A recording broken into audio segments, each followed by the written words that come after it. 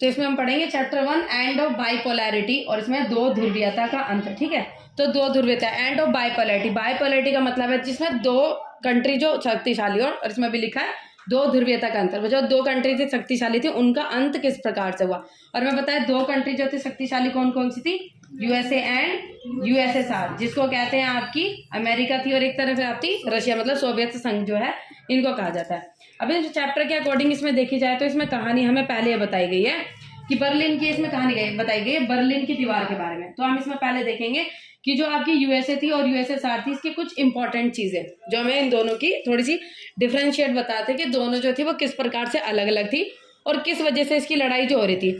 और हमें बताया वर्ल्ड वॉर 1 कब हुई थी हमारी, 1914 टू 18। ठीक है, वर्ल्ड वॉर 2 कब हुई थी हमारी, 1939 से 45 तक हुई थी। अब उसके बाद जो कोल्ड वॉर स्टार्ट हुई थी वो कब से हुई थी, 1945 से लेके बताओ 1949 नहीं 1991।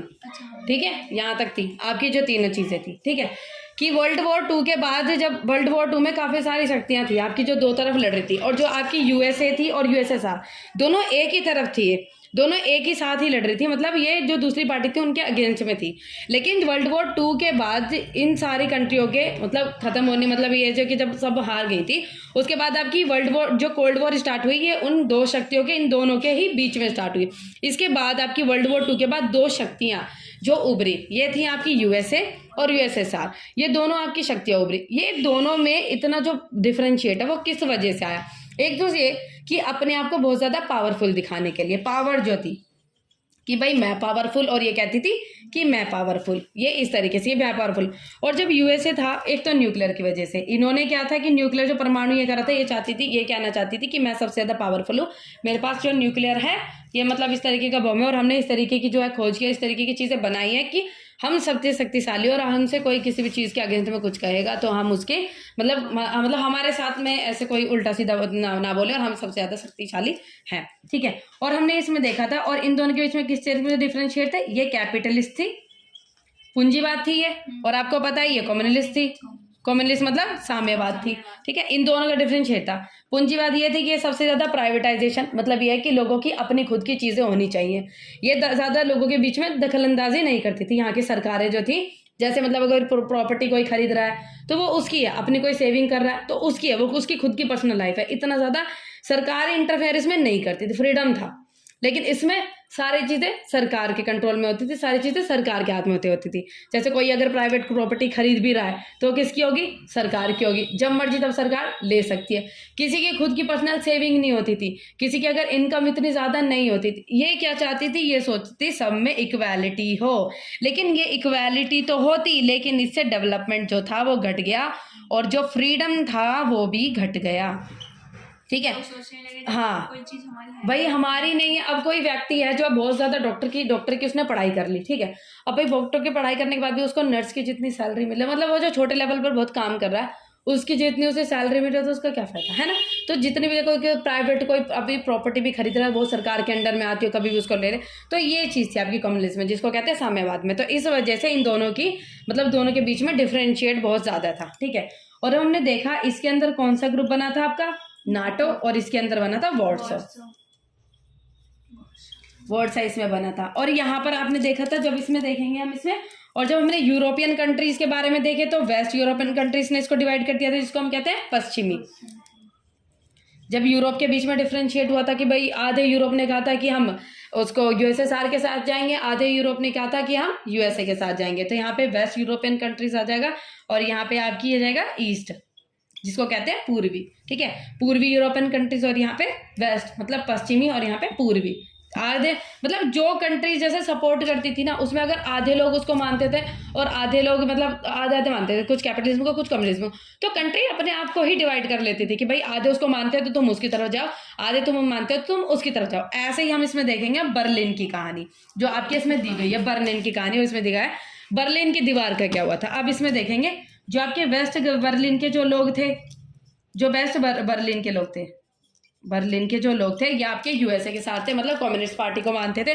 और जो आपके कहते हैं ईस्ट बर्लिन के जो लोग थे वो आपके यूएसएसआर को मानते हैं, ठीक है। अब इसमें कहानी गई है बर्लिन की दीवार की, ठीक है। अब इसमें दिखा एक कहानी थी, एक दीवार आपकी दी गई है, ये बीच में दीवार, यहाँ पे एक तरफ आ जाते हैं आपके कम्युनिज्म मानने वाले, जिसको हम क्या कहते हैं, पूंजीवाद, मतलब एक तो साम्यवाद वाले और एक आ जाते हैं कैपिटलिस्ट वाले, ठीक है। ये एक दीवार बनाई गई थी। तो इस चैप्टर में हमें क्या दिया गया है, इसमें जो दीवार थी, जो ये बर्लिन की दीवार थी, जो बर्लिन की जो वॉल थी, ये कब बनी थी आपकी, 1961 में बनी थी, ठीक है। 1961 में आपकी जो बर्लिन की दीवार बनी थी और इसको 1989 में तोड़ दिया गया था, ठीक है। ये इस वजह ये दीवार आपकी ना बनी थी क्योंकि मैंने आपको बताया था डिफरेंशिएट की वजह से, कुछ इसको मानते थे कुछ इसमें। लेकिन जब ये दीवार बनाई गई थी तो इसमें जो आपके जो साम्यवाद को जो मानते थे, उस तरफ के जो मानो इस दीवार के कुछ लोग थे यहाँ के साम्यवाद को मानते थे।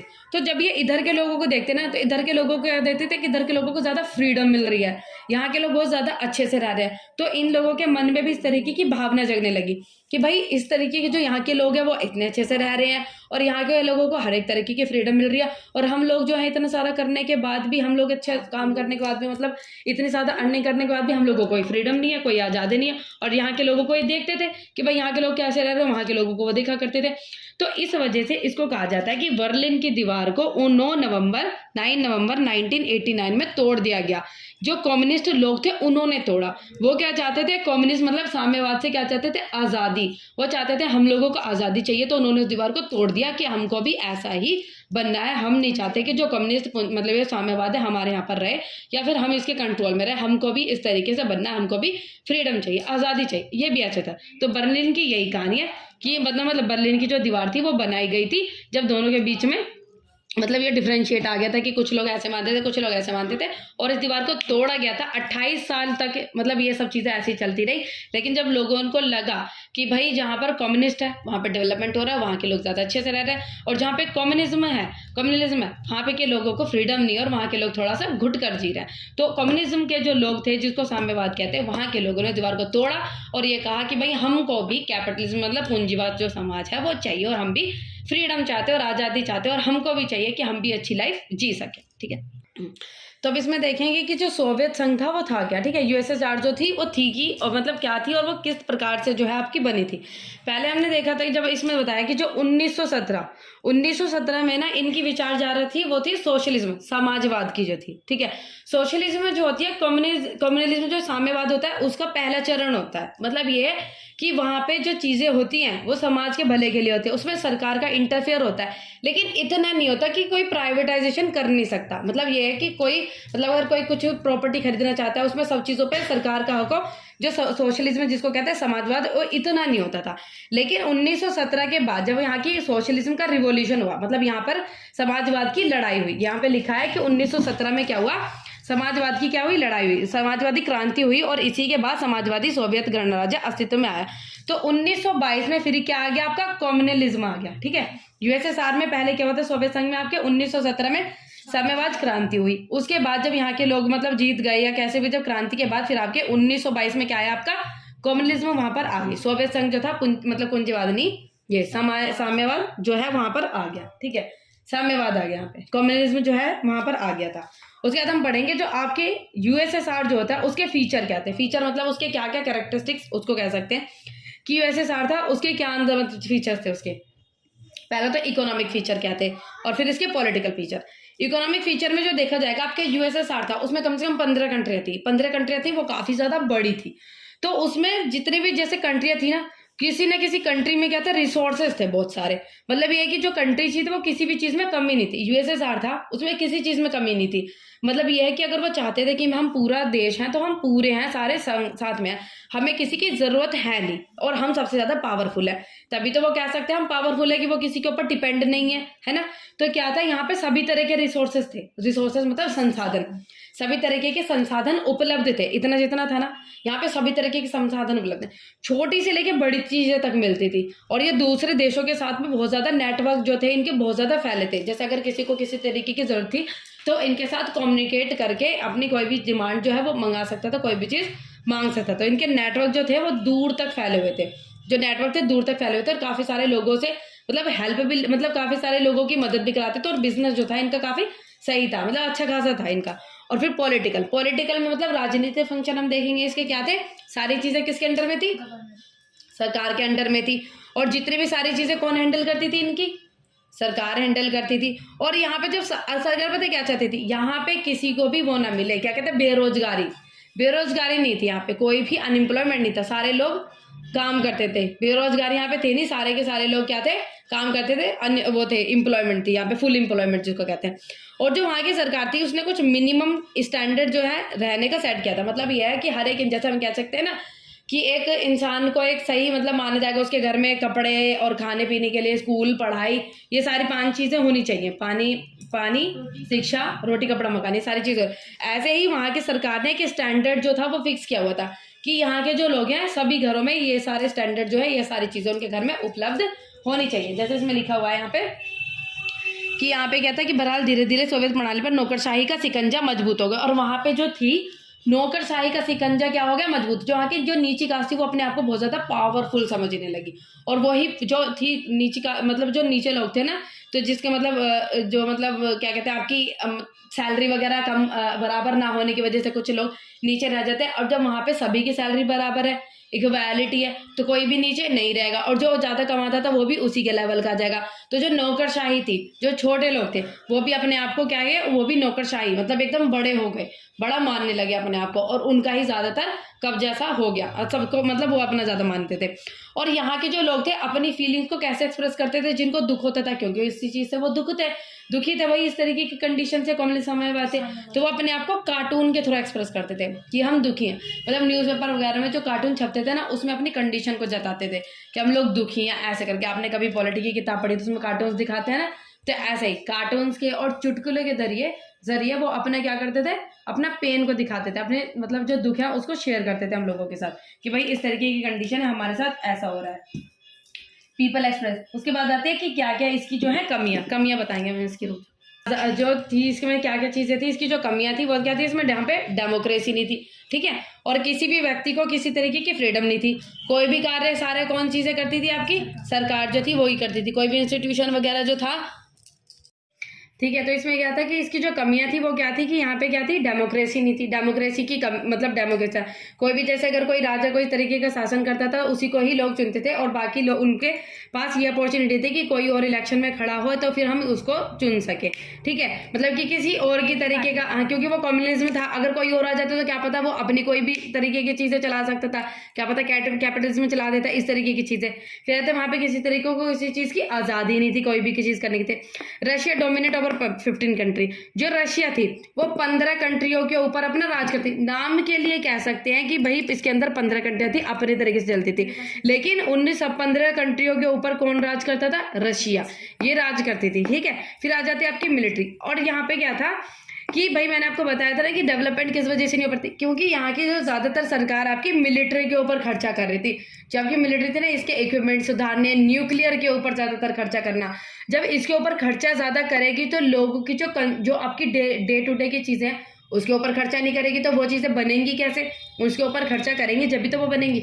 और ना ज़्यादातर टेक्नोलॉजी के ऊपर भी खर्चा नहीं करती थी ना, तो मतलब क्या है, मिलिट्री के ऊपर ज़्यादा खर्चा बढ़ा दिया, टेक्नोलॉजी के ऊपर खर्चा करते। और जो आपकी जो डेली की जो चीज़ें होती थी ना, जो डेली वेज की जो चीज़ें होती थी उसके ऊपर खर्चा उन्होंने कम कर रखा था। अब उसके ऊपर खर्चा कम करेंगी तो वो चीज़ें प्रोडक्शन उसका कम होगा, फिर उसमें क्या आ जाएगी, लैक आ जाएगा, उन चीज़ों की कमी हो जाएगी। कमी होने की वजह से आपको डिमांड सप्लाई का चीज़ें यूज़ कर लो, पैसे उसके बढ़ने, फिर इन्फ्लेशन क्या हो जाता था, बढ़ जाता था। जब वही चीज़ की कमी हो जाएगी तो इन्फ्लेशन जो है चीज़ों का मतलब उनका बढ़ जाएगा, तो उस वजह से वहाँ पे कमी आने लगती। मतलब चीज़ें तो उनकी सही थी करनी, लेकिन वो ज़्यादातर खर्चा किस पे कर रही थी, मिलिट्री की चीज़ों पे करती। उसके बाद 1979 में अफगानिस्तान में मतलब वहाँ पर क्या हुई, लड़ाई हुई, तो इन्होंने अफगानिस्तान जो थी उसका सपोर्ट किया। अफगानिस्तान को जब इन्होंने सपोर्ट किया तो इन्होंने वहाँ पे भी बहुत ज़्यादा खर्चा किया। वहाँ पे खर्चा होने की वजह से क्या हुआ, इनकी फाइनेंशियल कंडीशन को बहुत ज़्यादा ठेस पहुंची, मतलब फाइनेंशियल कंडीशन खराब हो गई, और वहाँ पे उनकी शॉर्ट कमिंग्स आई, वहाँ पे कमी आई उनके पैसों में, ठीक है। ठीक है, तो इसमें क्या आ जाएगा, गौरवचिव इंटीग्रेशन। अब इसमें आ जाते हैं आपके, जब हमने देखी थी कि कम्युनिज्म में चलता हुआ रहता, अब भाई कोई सोच रहा है कि भाई मेरा राज आए तो मैं थोड़ा बहुत बदलने की कोशिश करूं, तो भाई आ जाते हैं ये गौरवचिव। जो गौरवचिव जो आते हैं, ये आते हैं थोड़ी सी, ये आते हैं जब, तो ये कुछ ना कुछ थोड़ा सा बदलाव लाने की कोशिश करते हैं, ठीक है। तो ये आए थे 1980 के दशक के मध्य में सोवियत संघ की कम्युनिस्ट पार्टी के महासचिव बने। तो ये क्या बने थे, वहां के महासचिव। 1980 में ये जो वहाँ की कम्युनिस्ट पार्टी थी उसके क्या बने थे, महासचिव जो है वहाँ के बने थे। भाई अब इनके हाथ में पावर्स आई थी तो इन्होंने थोड़े से चेंजेस लाने की कोशिश की थे। ये सोच रहे थे कि मैं कुछ ना कुछ आगे वहाँ पे चेंजेस लाऊं, जैसे कि कुछ ना कुछ इकोनॉमिक चेंजेस लेकर आए थे एंड कुछ पॉलिटिकल चेंजेस लेकर आए थे, जिससे क्या इनको लग रहा था कि थोड़ा बहुत जो है डेवलपमेंट हो। और हम कुछ जब इन्होंने कैपिटलिज्म को देखा वहाँ के लोग डेवलपमेंट कर रहे थे और यहाँ देखा तो यहाँ के लोग डेवलपमेंट नहीं कर रहे थे, तो इन्हें सोचा कि मुझे कुछ ना कुछ आके बदलाव लेकर आना चाहिए। कोई नया बंदा आएगा, उसके सारी में हाथ में चीज़ें थी, तो वो सोच रहा था कि यहाँ पर कुछ ना कुछ नई चीज़ें बदलाव ला के जानी चाहिए। अब वहाँ पर तो थे कुछ लोग कम्युनिज्म का, वहाँ पर तो थे सारे लोग कम्युनिज्म वाले, तो भाई बदलाव कैसे आए, तो कुछ चेंजेस लाने की कोशिश कर रहे थे ताकि ये उसके मतलब उसके साथ कंपेयर करके दिखा देते कि वहाँ के लोग जो ऐसे डेवलपमेंट कर रहे हैं, हम भी हमारे यहाँ पे भी डेवलपमेंट जो है वो आना चाहिए। इस तरीके से वहाँ के लोग सोचते थे। और ये सोचते थे कि ज़्यादातर जो लोग हैं वो हमेशा टेक्नोलॉजी और वगैरह के बारे में अपडेट रहे। मतलब वहाँ के लोगों को पता नहीं था कि जैसे आसपास में क्या चल रहा है, कैसे होना चाहिए, हम लोग ऐसे रह रहे हैं तो क्या ये सही है, और पास के जो लोग हैं वो कैसे रह रहे हैं, उनके वहाँ पे डेवलपमेंट हो रही है। तो ये सोच रहे थे कि ज़्यादातर लोगों को अपनी टेक्नोलॉजी के बारे में कि क्या चीज़ें यहाँ पे जो कोई सी नई टेक्नोलॉजी आई है उसके बारे में इंफॉर्मेशन और काफ़ी सारी चीज़ों के बारे में नॉलेज जो है, ज्ञान उनको होना चाहिए कि क्या चीज़ें आपके आसपास में हो रही हैं। ठीक है, इस चीज़ के बारे में ये चाहते थे। ठीक है, और क्या चाहता है आपका other leaders communist party appointed. मुझे इसमें क्या हुआ था कि जो मतलब परिमाण स्वरूप पूर्वी यूरोप की साम्यवादी सरकारें एक के बाद एक गिर गई। अब जब कोई कहीं पर किसी तरीके की फ्रीडम लेकर आएगा, ठीक है, अब वहाँ के लोगों को तो क्या थी, इतनी फ्रीडम की आदत नहीं थी। अब वहाँ पे क्या हुआ, धीरे धीरे फ्रीडम आई। फिर उसके बाद जब इन वहाँ के जो लोग थे जो कम्युनिज्म को मानते थे, जो वो पार्टी थी जो कम्युनिज्म को मानती थी, वो क्या थी, इसके अगेंस्ट में थी। वो चाहती थी कि ये जो है इसकी पार्टी गिर जाए और ये हारे, और उसको हराना चाहती थी। ठीक है, और जो वहाँ के जो लोग थे, मतलब जिनको ये चीज़ें बदलाव जो थे अच्छे लग रहे थे, अब उनके मन में तो बदलाव आ गया था। फिर उसके बाद जब इसकी पार्टी को जो थी, जो गोर्बाचेव की पार्टी को जब गिरा दिया गया था, तो वहाँ पे क्या आया था, मिलिट्री रूल आ गया। क्या थे, मिलिट्री रूल। सारी चीजें किसके अंडर में आ गई, मिलिट्री के। तो मिलिट्री ने वापस से ही वैसा स्टार्ट कर दिया जैसे पहले कंट्रोल उन्होंने करना शुरू किया था। जैसे मिलिट्री ने पहले कंट्रोल करना शुरू किया था, वैसे ही मिलिट्री ने वापस कंट्रोल ऐसा ही करना शुरू कर दिया। तो लोगों को क्या था, फ्रीडम उनके मुंह में लग गया था, आज़ादी उनको पता चल गई थी, भाई ऐसी आज़ादी है, इस तरीके से भी मतलब जिया जाता है। और ये क्या सोचते थे, और भी ज़्यादा फिर तो क्या करेंगे ना, और भी ज़्यादा अच्छे की डिमांड करेंगे ना, उससे ज़्यादा बुरे की तो नहीं। तो जब मिलिट्री का रूल आ गया तो उन्होंने पहले की तरह सिस्टम करना दोबारा से स्टार्ट कर दिया। तो लोगों ने क्या किया, फिर लोगों कम्युनिज्म के अगेंस्ट होना शुरू हो गए। जो लोग थे, मतलब कुछ तो थे, जो कुछ पार्टी थी जो कम्युनिज्म को सपोर्ट करती थी, और जो कुछ थे जिनको फ्रीडम पसंद आ गई, जो कि गोर्बाचेव लेकर आया था।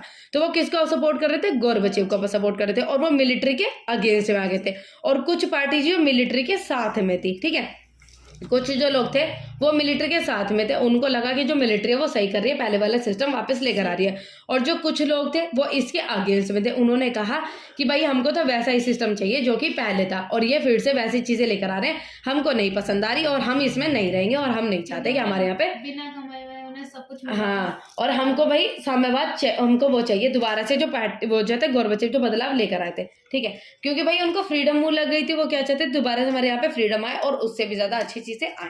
ठीक है, गोर्बाचेव था वो क्या था, जो गोर्बाचेव था वो काफी सारे राजनीतिक सुधार कर रहा था, इकोनॉमिक सुधार कर रहा था, तो लोकतांत्रिक सुधार जो है वो कर रहा था। और इस सुधार नीतियों का कम्युनिस्ट पार्टी के नेता द्वारा विरोध किया गया। जो कम्युनिस्ट पार्टी के जो नेता थे, जो आपको सिर्फ कम्युनिज्म को सपोर्ट करते थे, किसको सपोर्ट करते थे, कम्युनिज्म को सपोर्ट करते थे, और जो कि हाँ कम्युनिज्म साम्यवाद को जो सपोर्ट करते थे, और किसके अगेंस्ट में थे, किसको विरोध कर रहे थे, वो गोर्बाचेव को विरोध कर रहे थे। वो क्या चाहते थे, गोर्बाचेव हमारी सीट से हट जाए, गोर्बाचेव हट जाए कि हम दोबारा से साम्यवाद पूरी तरीके से ला सके, क्योंकि जो गोर्बाचेव था वो क्या था, बदलाव लाने की कोशिश कर रहा था। ठीक है, अब 1981 में एक तख्ता पलट भी हुआ।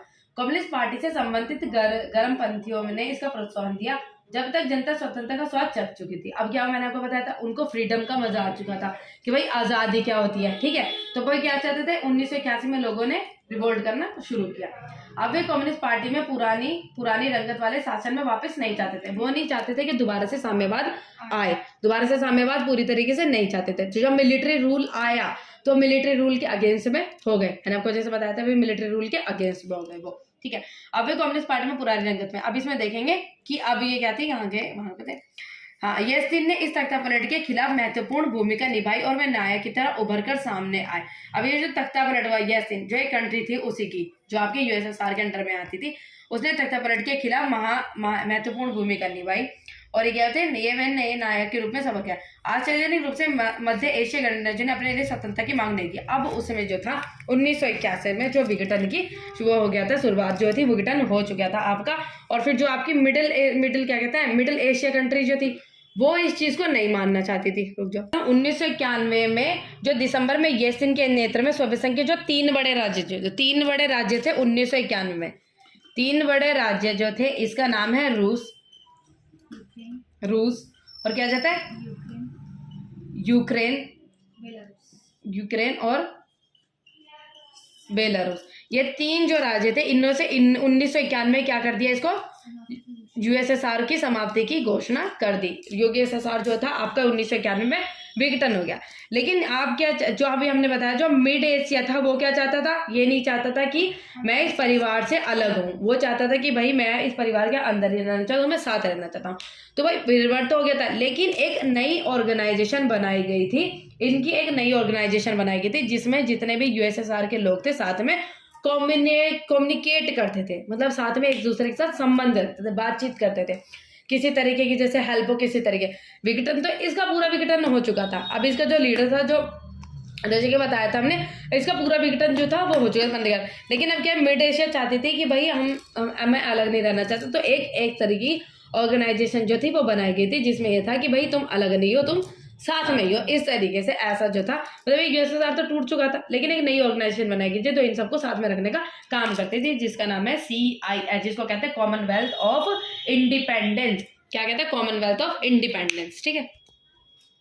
अब इसमें जो रशिया था उसको क्या कहता है, अब जब सारी तो विघटन हो चुका था, अब आपका CIS जो था, CIS कहते हैं, CIS जो था क्या कहते हैं, कॉमनवेल्थ ऑफ इंडिपेंडेंट स्टेट। ठीक है, ये बना था आपका कॉमनवेल्थ ऑफ इंडिपेंडेंट स्टेट जो था वो बन गया था, जिसमें आपकी सारी वो कंट्री आ जाती थी जो कि आपकी अभी भी कनेक्शन में रहना चाहती थी, इसकी आपकी सारी वो कंट्री आ गई थी। अब इसमें जो आपका रशिया था, रशिया को आपकी यूएसएसआर का वो कहा जाता था, जैसे आपकी सुरक्षा पद में सोवियत संघ की सीट मिली और रूस को सुरक्षा पद में सीट मिली थी, और अब क्या कहते हैं इसमें स्वीकार्य सीट मिली थी। हाँ, जो रूस का जो सुरक्षा परिषद में सोवियत संघ की सीट मिल गई थी इसको, जो सोवियत संघ की जो सीट थी रशिया को माना जाता था। जैसे इनका पूरा अभी बड़ा लीडर क्या है, जो रशिया है वो था। ठीक है, विघटन तो हो गया था लेकिन अभी लीडर तो वही था, वही इनका जो रशिया था वही था सोवियत संघ का। अभी इसमें क्या हुआ था, आपकी जो और मतलब जो न्यूक्लियर पावर की जो बड़ा जो हेड है, जो न्यूक्लियर पावर का जो दर्जा था वो भी आपको किसको मिला था, रशिया को मिला था, कि भाई इसने न्यूक्लियर पावर की जो है खोज किया, न्यूक्लियर पावर जो बनाई है उसका भी दर्जा किसको मिला था, रशिया को मिला था। अब कहते हैं कि सोवियत संघ का विघटन कैसे हुआ, जो सोवियत संघ था उसका विघटन किस प्रकार से हुआ था। विघटन आप बता सकते हो भाई कैसे हुआ था, इकोनॉमिक वीकनेस से तो आपको बताया था कि वहां पे लोगों की कंडीशन अच्छी नहीं थी। आपको बताया था कि ज्यादातर लोग इस पे खर्चा कर रहे थे, मिलिट्री पे ज्यादातर लोग खर्चा कर रहे थे, और उनकी डे टू डे की लाइफ पे कोई खर्चा नहीं होता, टेक्नोलॉजी इतनी ज्यादा कोई डेवलपमेंट नहीं हो रही थी। ठीक है, अब आ जाते हैं आपकी पॉलिटिकल वीकनेस, मतलब राजनीतिक क्या कंडीशन थी जिसकी वजह से उसका विघटन हुआ था। राजनीतिक क्या कंडीशन थी, एक ही लोग रूल करे जाता, एक 70 साल से एक ही चीज चले जा रही थी, है ना। और उसके बाद कोई फ्रीडम नहीं थी वहां पे, ज्यादातर सारी चीजें किसके कंट्रोल में थी, सरकार के कंट्रोल में थी। फिर आ जाता है गोरबचेव रिफॉर्म, इसके बाद आपका विघटन होना शुरू हुआ था। क्यों, क्योंकि इसने कुछ बदलाव लाने की कोशिश की थी। जो लोग इसके समर्थन में थे वो तो कह रहे थे भाई तुम धीरे धीरे रिफॉर्म कर रहे हो, जो लोग इसके समर्थन में नहीं थे वो कह रहे थे भाई तुम बहुत तेज रिफॉर्म कर रहे हो। ठीक है, तो इसकी वजह से इसने कुछ बदलाव लाने की कोशिश की, इसकी वजह से लोगों को फ्रीडम का पता चला और ज्यादातर लोगों ने आजादी की डिमांड करनी शुरू की। हम नहीं चाहते थे कम्युनिज्म हमारे यहाँ पे आए। फिर आ जाते नेशनल की फीलिंग, राष्ट्रीयता की फीलिंग, लोगों के अंदर अपने अपने राज्य को बढ़ाने की वो आ गई भावना कि हमारा खुद का अपना राज्य होना चाहिए, हमारी खुद की इस तरीके की सोच है, हम अपने हिसाब से चलाएंगे। क्योंकि जो लोग, जब सरकार जो रशिया आपको कंट्रोल करती थी ना, तो जितनी भी सारी चीजें थी, कल्चर वगैरह ज्यादातर उसी के अकॉर्डिंग चलते थे। उनके कल्चर लोगों के अपने खुद के इतने नहीं चलते थे, और सारी जो चीजें थी उसके कंट्रोल में आती थी। तो सारे जो लोग थे ना, जो कंट्री थी जिनको फ्रीडम का पता चल गया था, तो वो क्या चाहती थी, उनके बीच में जो राष्ट्रीयता की फीलिंग जो थी, नेशनलिज्म की फीलिंग, वो इंक्रीज हो गई। वो क्या सोचने लगी कि भाई हम अपनी अपनी कंट्री को फ्रीडम देंगे और हम अपने अपने हिसाब से चलाएंगे और हमारा जो भाई चीज़ें हम उसको अपने हिसाब से कंट्रोल करेंगे। और यही एक मेन रीज़न था जिसको कहते हैं रीज़न फॉर डिसइंटीग्रेशन, जिसको कहते हैं सोवियत संघ के विघटन का जो मेन कारण था वो ये था। ये लोगों के अंदर राष्ट्रीयता की फीलिंग जो थी वो जनरेट होनी शुरू हो गई। अब इसमें देख सकते हैं इसकी क्या लिखा है कि अब इसमें 70 साल तक कम्युनिस्ट पार्टी ने सोवियत संघ पर शासन किया था। 70 साल तक कम्युनिस्ट पार्टी ने इसमें शासन किया था, ठीक है। अब इसमें देखेंगे कि जैसे कि अपेक्षाओं का ऐसा ज्वार उमड़ा जिसका अनुमान शायद ही कोई लगा सकता है। अब इस पर काबू पाना एक मायने में असंभव है। सोवियत संघ में जनता का एक तबका जो यह सोच रहा था कि गोर्बाचेव को अधिक तेजी से कदम उठाना चाहिए। अब मैंने आपको बताया था कि जो लोग थे जो चाहते थे कि जो गोर्बाचेव है वो क्या नाम है इसका, मिखाइल गोर्बाचेव जो सोचते थे हाँ तो इसमें यह था कि जो लोग चेंजेस चाहते थे वो कह रहे थे कि जो मिखाइल है वो बहुत धीरे धीरे चेंजेस कर रहा है, और जो ये सोच रहे थे कि मिखाइल जो है वो गलत चेंजेस कर रहा है, जो उसके साथ में नहीं थे वो कह रहे थे बहुत जल्दी जल्दी चेंजेस कर रहा है, भाई धीरे धीरे करो, ठीक है। अब इसमें कहते हैं कि भाई जब आपकी यूएसएसआर खत्म हो गई तो उसके बाद क्या परिणाम हुए, ठीक है। भाई क्या हुआ आप बताओ। यूएसएसआर खत्म होने के बाद क्या हो गया? यूएसएसआर खत्म होने के बाद हाँ, विघटन होने के बाद उसका क्या हुआ? फिर कोल्ड वॉर खत्म हो गई। जो लड़ाई चल रही थी, लड़ाई तो इसी वजह से चल रही थी कि कौन सी पावरफुल, वो खत्म हो गई आपकी। कोल्ड वॉर जो था, एंड ऑफ कोल्ड वॉर, ये खत्म हो गया। आपकी जो फीलिंग्स जो चल रही थी, जो पावर जो रिलेशन था वो चेंज हो गया। अब उसमें जो फीलिंग्स आ रही थी कम्युनिज्म ये बनेगा वो बनेगा, वो सब चेंजेस हो गए। और जिन कंट्रीज को वो अपने अंडर में लेती थी कि भाई जो अमेरिका के साथ में आ जाती तो वो आधा हिस्सा हो जाता था, कोई किसी के हाथ में आ जाती तो वो आधा हिस्सा हो जाता किसी, तो वो सारी चीजें जो थी वो हट गई आप लोगों की। अब यूएसए था वो एक सोल पावर कंट्री बन गया, ज्यादातर शक्तिशाली कौन बन गया? यूएसए। अब यूएसए बन गया। अब इसमें आई थी आपकी, एक तो आता है वर्ल्ड बैंक जिसको कहते हैं आपका विश्व बैंक, और एक आता है आपका इंटरनेशनल मॉनेटरी फंड। ये दो चीजें जो थी वो बनाई गई थी, जिसको कहते हैं इंटरनेशनल मॉनेटरी फंड, जिसको कहते हैं विश्व बैंक, और अंतर्राष्ट्रीय मुद्रा कोष। ये दो चीजें आपकी बनी थी, ठीक है, वर्ल्ड बैंक और इंटरनेशनल मॉनेटरी फंड। अब ये देखो, अभी आपकी जब कम्युनलिज्म थी, ठीक है, अब आपकी जो कम्युनलिज्म थी जिसको कहते हैं साम्यवाद, इसमें ज्यादातर किसके हाथ में था? सब गवर्नमेंट के हाथ में।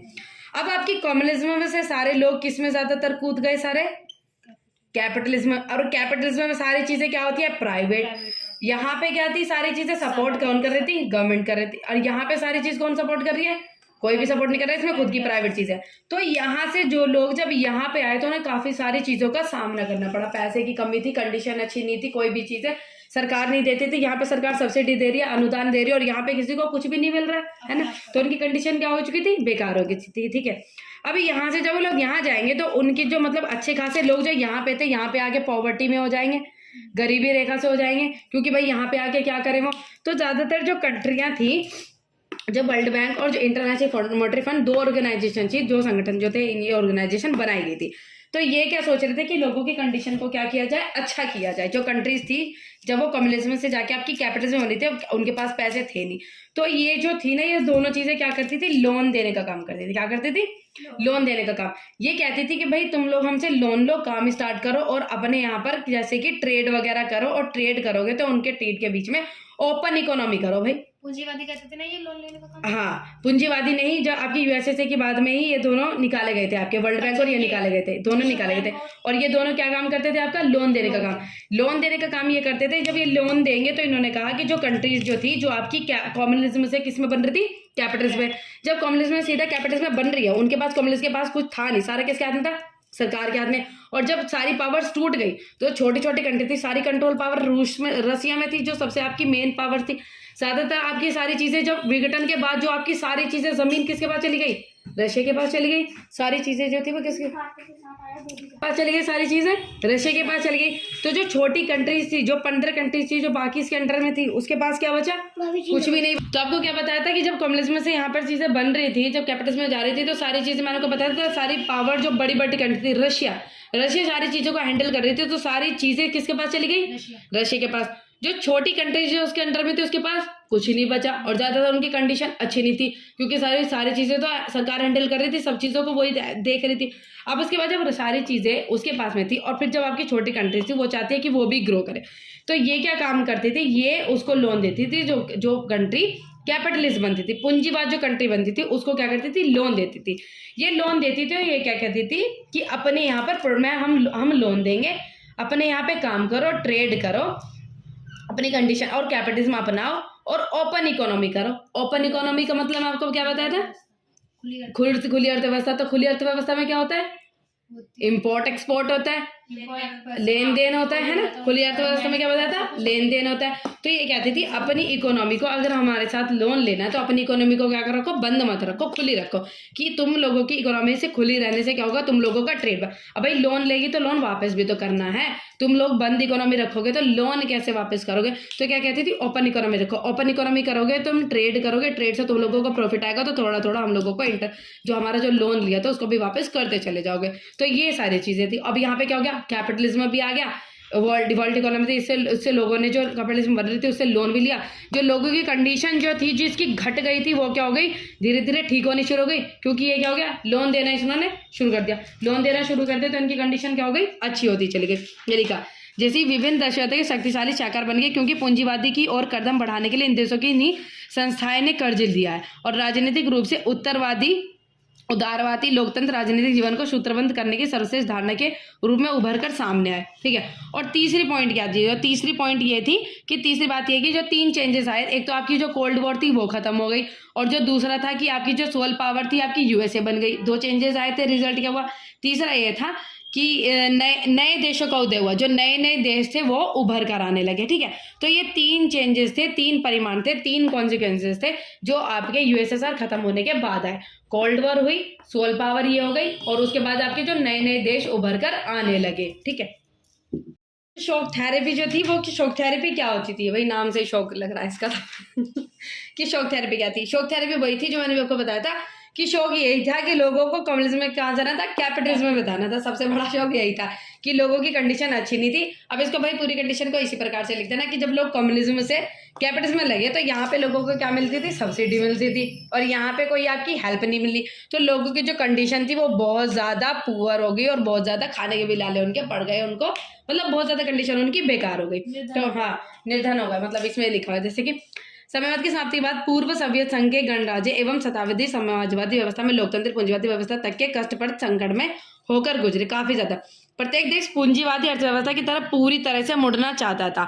इसका अर्थ यह था कि सोवियत संघ के दौर की प्रत्येक संरचना ने पूरी तरह छुटकारा पाना। ये क्या चाहते थे? कि पूरी तरह सोवियत संघ से छुटकारा पाना। तो पूरी तरह सोवियत संघ से छुटकारा कैसे पाएंगे? जब ये कैपिटलिज्म की तरफ चले जाएंगे। लेकिन कैपिटलिज्म की तरफ परिवर्तन करना, उस तरफ जाना, झुकाव एकदम बहुत आसान नहीं था। बहुत ज्यादा परिवर्तन हुए और बहुत ज्यादा कठिनाई का उन लोगों को सामना करना पड़ा। ठीक है। शॉक थेरेपी की सर्वोपरि मान्यता है कि मिलियत का सबसे प्रभावी रूप निजी स्वामित्व होगा। मतलब ये है कि सारी चीजें खुद हैंडल करनी पड़ेगी, सारी चीजें खुद ही देखनी पड़ेगी। अब ये था कि उसमें तो क्या था कि सरकार इक्वालिटी लाने की कोशिश कर रही थी। कम्युनिज्म में, साम्यवाद में क्या था? बराबरी थी। और वो क्या चाह रही थी? जब उसमें साम्यवाद में एक स्टैंडर्ड फिक्स किया हुआ था कि सभी लोगों के पास इतना चीजें होनी चाहिए, और यहाँ पे क्या था कि भाई सबको अपने हिसाब से सारी चीजें करनी है। तो इसके अंतर्गत राज्य की संपदा के निजीकरण तथा व्यावसायिक स्वामित्व के ढांचे को तुरंत अपनाने की बात सम्मिलित थी। शॉक थेरेपी के कारण इन अर्थव्यवस्थाओं के भारी व्यवस्था के प्रति रुझान बुनियादी तौर पर परिवर्तित हो गए। अतः इस संकट में सोवियत खेमे के देशों के मध्य मौजूद व्यापारिक गठबंधनों को खत्म कर दिया गया और खेमे के प्रत्येक देश को एक दूसरे से जोड़ने की जगह सीधे पश्चिमी देशों से जोड़ा गया। अब इसमें देखो क्या क्या फीचर जो है इसके है। डायरेक्ट ये क्या है? पूंजीवाद की तरफ परिवर्तित हो गए, ये इसके फीचर्स हैं। ठीक है। प्राइवेट ओनरशिप, पहले क्या था? सरकार की ओनरशिप थी, अब किसकी आ गई? प्राइवेट ओनरशिप हो गई चीजें से। कलेक्टिव फॉर्म प्राइवेटाइजेशन, अब क्या आएगी? कलेक्टिव। पहले इकट्ठा जो था सारा काम हो रहा था, सरकार करती, अब क्या हो गया? प्राइवेटाइजेशन की तरफ काम हो गया।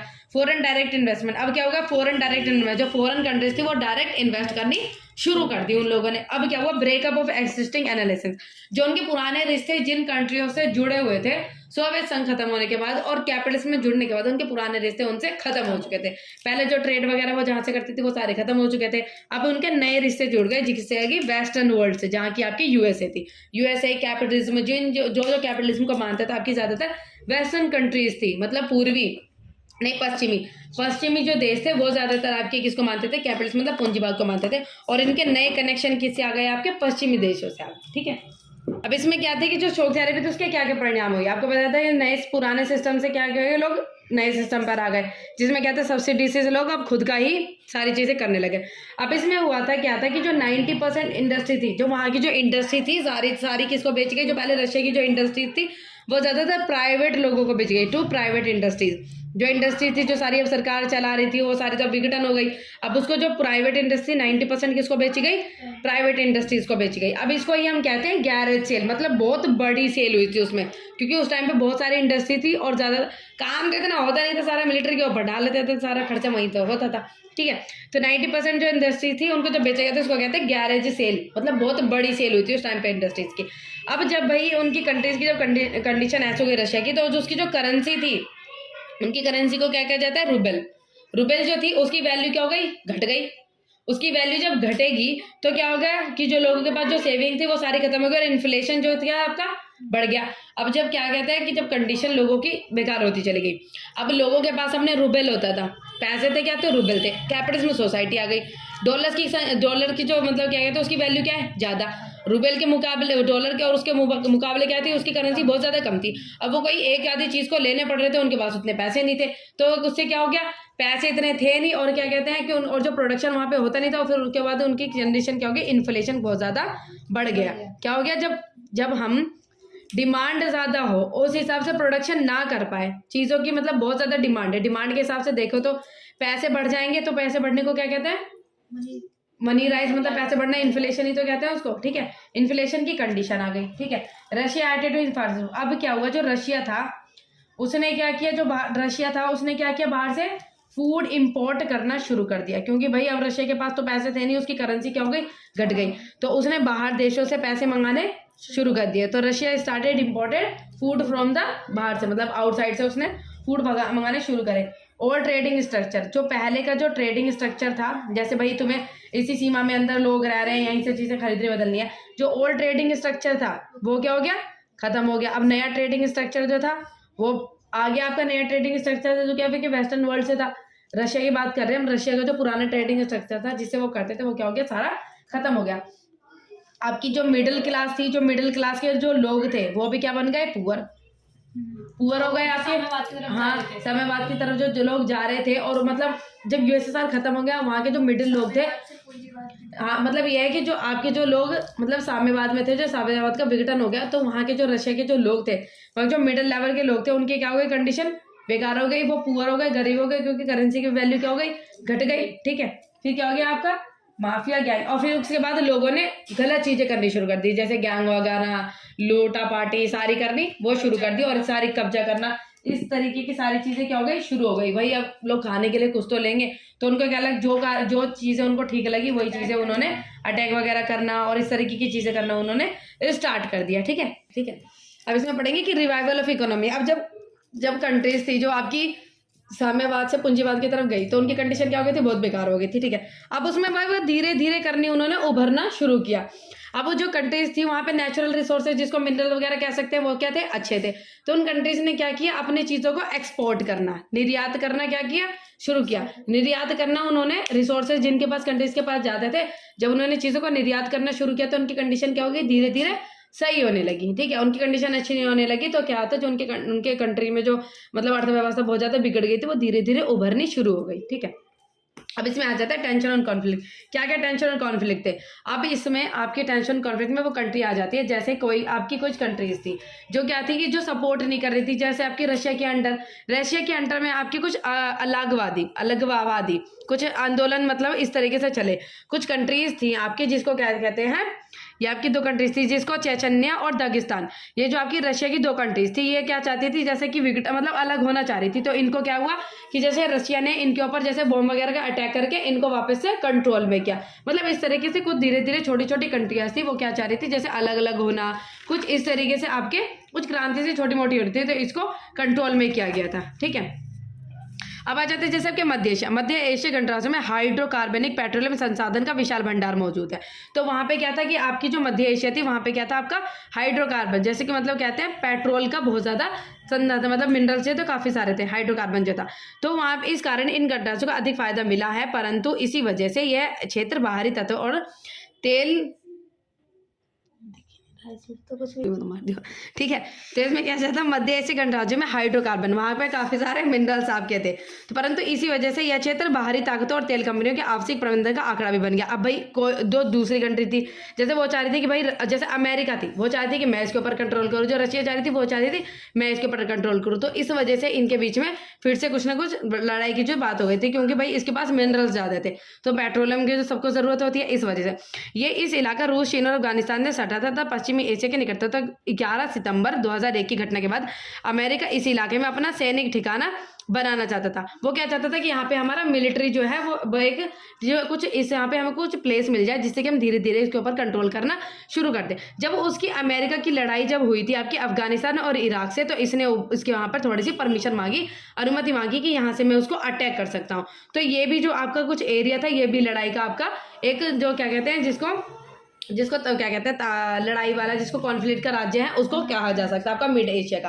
तो क्या कहते हैं संसाधन की वजह से। अब इसमें देखा जाएगी कि आपकी इंडिया और रशिया के बीच में क्या जो रिलेशन थे, इंडिया और रशिया के बीच में क्या आज भी देखा जाए तो इंडिया और जो रशिया है उसके बीच में काफी सारे अच्छे रिलेशन है। अब इसमें क्या कहते हैं कि जो ट्रेडिंग फंक्शन, ट्रेड से भी काफी सारे अच्छे रिलेशन है। कुछ चीजें हम वहां से लेते हैं, यहाँ से कुछ चीजें लेते हैं। आपने देखा होगा कि काफी सारे हम मिलिट्री इक्विपमेंट्स है ना, सैनिकों के कुछ आइटम जो है इक्विपमेंट टेक्नोलॉजी ज्यादातर हम वहां से रशिया से मंगाते हैं, तो हमारे लिए काफी ज्यादा फायदेमंद है। ठीक है, हम रशिया से मंगाते हैं और यहाँ से भी कुछ ना कुछ चीजें, जैसे आपके कुछ कच्चा माल हो गया, कुछ मतलब हमारे यहाँ स्पाइसेस वगैरह जो कुछ चीजें अच्छी होती है, यहाँ की कुछ चीजें वहां पे ट्रांसपोर्ट करते हैं, तो हमारे यहाँ पे ट्रेडिंग फंक्शन काफी ज्यादा अच्छा हो गया। और कुछ क्या है कि यहाँ पे मल्टीपोलर वर्ड, दोनों ने एक मल्टीपोलर वर्ड की तरफ दोनों का झुकाव था। और बायलैटरल एग्रीमेंट, कुछ 80 एग्रीमेंट जो थे दोनों कंट्रीज के बीच में साइन हुए थे। रशिया जो हम लोगों की काफी ज्यादा हेल्प करता है। एक तो हमारे जो है रशिया, जैसे हमारा कश्मीर है, कश्मीर में कभी कभार जैसे लड़ाई किसी न किसी चीज़ की होती रहती है, तो वहाँ पे हम लोगों की मदद करते हैं, जैसे उसके ऊपर निगरानी रखता है, जैसे कुछ ना कुछ चीज़ें गड़बड़ हो ना रही हो तो वहाँ पे हम वहाँ पे कंट्रोल रखने की बहुत ज़्यादा कोशिश करता है। एनर्जी रिसोर्सेज, एनर्जी में भी काफ़ी ज़्यादा हमारी रशिया जो है वो मदद करता है। उसके बाद टेक्नोलॉजी में भी जो रशिया हम लोगों की मदद करता है, जैसे कोई नई टेक्नोलॉजी आई हो तो वहाँ से लेना देना जो है उस हिसाब से कर सकते हैं। न्यूक्लियर एनर्जी इसको कहते हैं परमाणु में भी काफ़ी ज़्यादा हमारी मदद करता है, जैसे किस प्रकार से कैसे चीज़ें करनी है, उसमें काफ़ी सारे हमारे जो रशिया जो है वो मदद करता है। और उसके बाद साइंटिफिक प्रोजेक्ट, काफ़ी सारे जो हमारे साइंटिफिक जैसे प्रोजेक्ट होते हैं, मिसाइल वगैरह किस तरीके की कैसी चीज़ें जानी है, वो सारी चीज़ें हमारी जो रशिया है वो उसमें हेल्प करता है। अगर हम लोगों को किसी तरीके की हेल्प चाहिए तो इंडिया और रशिया के रिलेशन जो है वो काफ़ी ज़्यादा अच्छे हैं। ट्रेडिंग फंक्शन है भी, फ्रेंडशिप फंक्शन से भी और घूमने वगैरह के भी फंक्शन से भी हमारे जो है काफ़ी ज़्यादा रिलेशन जो है वो अच्छे। और अब तो करेंसी में भी शायद सुधार आ गया, करेंसी भी शायद ऐसे ही चलती वहाँ पर। ठीक है, चलो।